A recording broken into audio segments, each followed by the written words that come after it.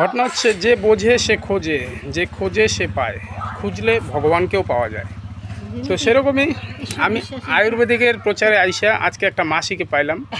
মাসির সঙ্গে কথাবার্তা বলে এত সুন্দর বিশ্লেষণ পাইলাম যেটা বলার মতো না। তো এই জন্যই সেই মাসির ভিডিও আমি আপনাদের সামনে একটু তুলে ধরছি। আপনারা দেখেন, যদি মাসির থেকেও কিছু শেখা যায়, জানা যায়। আর এই প্রচারটা যত পারেন বেশি বেশি শেয়ার করে দিন, কেননা এর মাঝখান থেকে লোকে বেশ কিছু কথা বুঝতে পারবে। কথাগুলা বললা, এই কথাগুলাই মোটামুটি। আবার তোমার প্রথম কি সমস্যা হয়েছিল যেটা নিয়ে ডাক্তারের কাছে গেছিলা? নার্ভের সমস্যা।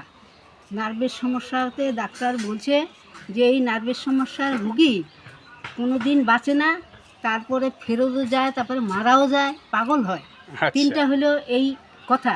আমি আয়ুর্বেদিক বিশ্বাসী, আয়ুর্বেদিক মানি, প্রকৃতি মানি। তার থেকে যে রিচার্জ করা হয় প্রকৃতির থেকে, সেটাকে আমি বহুত গুরুত্ব দিই। কারণ প্রকৃতির মধ্যে থেকেই ওরা বিজ্ঞান মতো থেকেই রিচার্জ করে, ওরা সায়েন্সের মতে যায়। একদম পরিষ্কার। হ্যাঁ, তো এখন আমি দেখলাম রিচার্জ করে, আমি আয়ুর্বেদিক বিশ্বাসী, আমি আয়ুর্বেদিক খুব ভালোবাসি এবং প্রকৃতি বিশ্বাসী।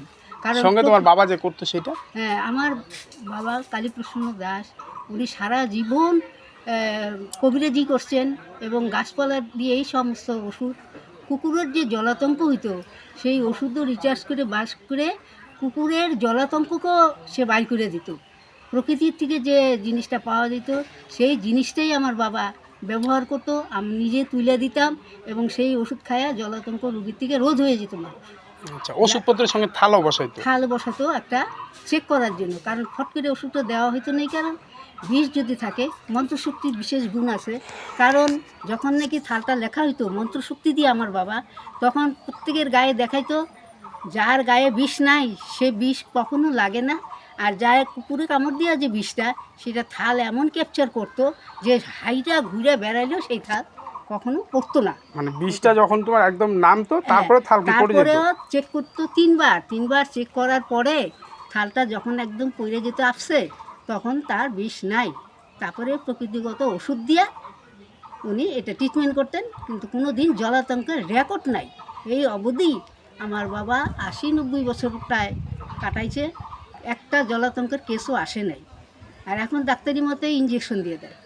এখন তো একদম শর্টকাট জামানা। ইঞ্জেকশন ব্যবহার করে, কারণ বিষ না থাকলে আমরা দেখছি ইঞ্জেকশন পুশ করলে সেই রুগীও মারা গেছে, কারণ ইঞ্জেকশন দিছে। মানে জলাতঙ্কের বিষ না থাকলে জলাতঙ্কের টিকা পড়লে পরে সমস্যা হয়? হ্যাঁ, সমস্যা হয়, সে মারা যায়। এই অবস্থা। তা আমি নিজে সাক্ষী এবং আমার বাবা কবিরাজ, আয়ুর্বেদিক বিশ্বাসী। আমি এই আয়ুর্বেদিক খুব ভালোবাসি, আর প্রকৃতির যে নিয়ম সে ধারায় আমি চলতেও ভালোবাসি। যখন নাকি আমি দেখলাম যে আমার নার্ভে ডিস্টার্ব হলো, তখন ডাক্তারের কাছে গেলাম, আমার বাসের চাপাতে নার্ভে ডিস্টার্ব। হ্যাঁ, তখন ডাক্তার বললেন এই কথাই যে নার্ভে রুগী বাঁচে না, হয়তো পাগল হয়ে যায়। তখন আমার খুব খারাপ লাগলো। খারাপ লাগার পরে আমি যোগা পেয়ে গেলাম। আমি যোগা টিচার, আমি যোগা হরিদ্বার থেকে ট্রেনিং দিয়ে আমি টিচারই করছি কয়েক বছর, আজকে 14-15 বছর। হরিদ্বার থেকে আমি ট্রেনিং দিয়ে আসা যোগা করার পরে আমার নার্ভের রুগী 15 বছরের মধ্যে একদম ক্লিয়ার হয়ে গেছে। তাই আমি বিশ্বাস করি নার্ভের রুগী যদি ডাক্তারে ভালো না করতে পারে, তা যোগাতে সম্পূর্ণই ভালো হয়ে যাবে, সে কোনো দিনও কোনো অসুবিধা হবে না। আমাকে মৃত্যু বলে ঘোষণা করছিল, সেই জায়গায় আমি এখনও আমার 80 বছর, আমার এখন 80 বছর যোগাতেই আছি, এবং যোগা করে করেই আমি এখন সুস্থ আছি, কোনো রকম অসুবিধা হয় না। যোগা আর আয়ুর্বেদিক ওষুধ এই মাঝখান দিয়ে একদম সুস্থ আছি। আর আমি এই হানি মধুটা, এই লোটাসটা আমি ব্যবহার করছি 3 মাস করার পরে আমি চোখে বেশ পরিষ্কার দেখছি, যার জন্য খুঁজে বেড়াই আমি পাই না। এখন আমাদের ওইখান থেকে যে লোকটা বিক্রি করতো তার সেই ওষুধটা পাওয়া যেতেছে না, তাকে আমি ধরতে পারতেছি না। আচ্ছা, তার জন্যই আমার এই এতদিন যাবত আমার চোখের ডিস্টার্ব, এবং এইটা দিয়ে যদি আমি দিছি বলি আমি আবার নিয়ে এসি, আবার ব্যবহার করতেছি। এই ওষুধ দেওয়ার পরে আমি কোনো রকম রিয়েকশন হয় নাই। আর এই ওষুধ প্রকৃতিগত পদ্মের থেকে মধু তুলে তারপরে সেই হানিটা বানায়, যার জন্য কি আমি বিশ্বাসী, আয়ুর্বেদিক বিশ্বাসী। যারা এই বিশ্বাসী করেন তারা আপসে নিতে পারেন। আয়ুর্বেদিক কোনো ডিস্টার্ব নাই, কোনো অসুবিধা নেই। আয়ুর্বেদিক সত্য ঘটনা এবং সত্য জিনিস, আমি এটা চ্যালেঞ্জ দিয়ে বলতে পারি। বাহ, খুব যদি সুন্দর। আমাদের মানে খোঁজে- তোমার নিজের জীবনের হ্যাঁ। প্রমাণ হচ্ছে তোমার বাবা কবিরাজি হ্যাঁ। করতো, হ্যাঁ, প্লাস হচ্ছে এখনো তুমি আয়ুর্বেদিক হ্যাঁ। ওষুধপত্র ব্যবহার করতেছো। ব্যবহার করতেছি। সব থেকে বড় কথা হলো শরীরের ব্যায়ামটাকে রাখতে হবে, কেননা হ্যাঁ। ব্যায়াম আমি কিন্তু এখনো- শরীরের একটা বিশেষ গুণ। আমি এখনো যোগা করি, আর প্রকৃতি ঈশ্বর আমি মানি, সবসময় প্রকৃতিকে আমি মানি, কারণ জল, বায়ু, আমার যে আকাশ, চোখে একটু আবসা আবসা, এটা দিলে কোন হ্যাঁ, 2 ফোঁটা করে দিনে 2 বার, এখন একদিন পর পর, একদিন পর দিতে হবে। ব্যাস। তাহলে মনে করো এখন ছানি এগুলো আমি মানি। ছানি পড়বে। চোখে জ্বালা, যন্ত্রণা, জল পড়া, ঝাপসা দেখা, ছানি পড়া, চোখ চুলকানো, মানে চোখের যা কিছু সমস্যা হয় মোটামুটি সব ক্লিয়ার হয়ে যায়। এখন দাঁতের আছে দিচ্ছে যে মাসির ভিডিওটা কমপ্লিট করে দিই, হয়নি না আর 2 মিনিটে।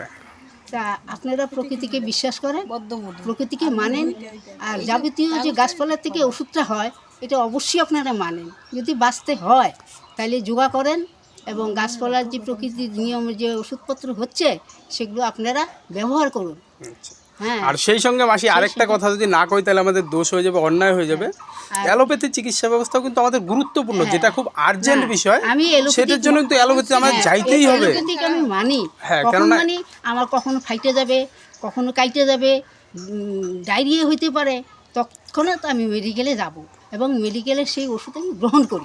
100%। এই যে একটা খুব সুন্দর কথা বলছি, মানে বাইরের থেকে হঠাৎ করে যদি কোনো রোগ আইসে যায়, যেটা আমাদের আয়ুর্বেদিকে চট করে সারানো সম্ভব হয় না, আর অ্যালোপ্যাথিক চিকিৎসা ব্যবস্থা অনেক উন্নত, এটা কিন্তু 24 ভিতরের যে কোনো রোগকে একদম ভিতরের নির্মূল যে- করতে কিন্তু আয়ুর্বেদিকেই আসতে হচ্ছে। কারণ ভিতর থেকে যদি সম্পূর্ণ ভালো হইতে হয় তাহলে অটোমেটিক আপনাকে আয়ুর্বেদিক ব্যবহার করতে হবে, একটু দীর্ঘ সময় হ্যাঁ, লাগবে। আর ওষুধের সঙ্গে আমাদের খাওয়া দাওয়ার দিকটাও খাওয়া কিন্তু দাওয়া, অবশ্যই নজর রাখতে হবে। হ্যাঁ, খাওয়া যত দাওয়াটা- জীবের সাথে খাবো তত আমাদের রোগ ব্যাধি বাড়বে। খাওয়া, এখন তো রাসায়নিক সার প্রয়োগ হয়, আমরা যা খাচ্ছি সব রাসায়নিক, বীজগুলি আমাদের দেহেতেই ঢুকতেছে, আমরা 100 কিন্তু বুঝতে পারতেছি না কেন, কি কারণে হার্ট অ্যাটাক হয়, কি কারণে আমাদের হার্ট ব্লক হয়ে যাচ্ছে, কি কারণে আমরা স্ট্রোক করতেছি, কি কারণে আমাদের কিডনি ড্যামেজ হইতেছে।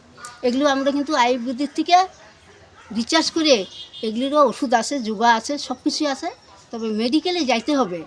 তা ফাটা ইমার্জেন্সি লাগলে আমরা মেডিকেল মানি, সায়েন্স মানি। হ্যাঁ, হ্যাঁ, আমি মেডিকেলকে বাদ দিয়ে কথা বলছি না, তবে মেডিকেল আমি নিজে বিশ্বাস করি, এবং মেডিকেল আমি ব্যবহার করছি।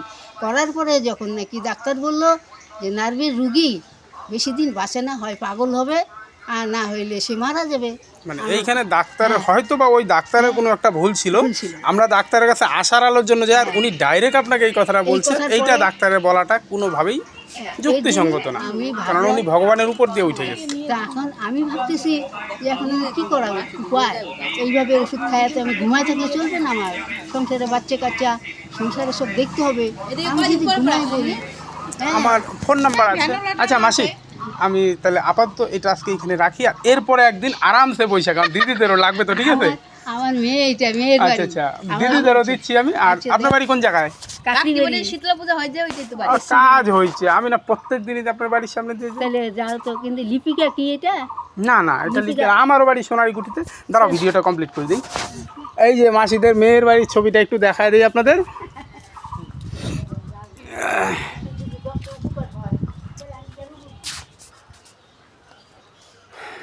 মা সকলের মঙ্গল করো মা।